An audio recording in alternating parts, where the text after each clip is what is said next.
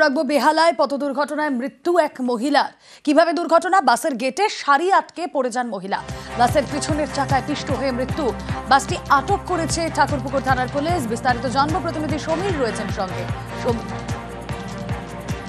দেখো, দক্ষিণ চব্বিশ পরগনার কাকদ্বীপ থেকে ধর্মতলায় আসছিল একটি বাস।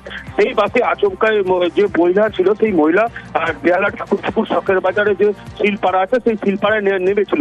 যখনই নামতে গেছিল তখনই ঘটনাস্থলে তার শাড়ি আটকে যায়। আটকে গিয়ে সঙ্গে সঙ্গে পিছনের চাকাতে সে পিষ্ট হয়ে যায়। সঙ্গে সঙ্গে ওখানে পড়ে থাকলে সঙ্গে সঙ্গে পুলিশ আসে, ঠাকুরপুকুর থানার পুলিশ।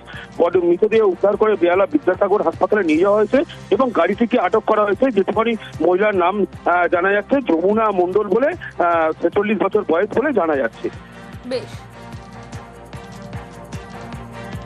বাসটা ডায়মন্ড হারবার দিক থেকে আসছিল, সিগন্যাল পড়েছে, ওখানে দাঁড়িয়েছি, ভদ্রমহিলা নামলো, ওদিক দিয়ে আরেকটা গাড়ি আসলো, ও হয়তো মনে হয় ওর ধাক্কা লেগেছে, পড়ে গেছে, পিছনের চাকায় মাথাটা পড়ে গেছে, পড়ে গিয়ে স্পট ডেড। বয়স 55 থেকে 60-এর মধ্যে।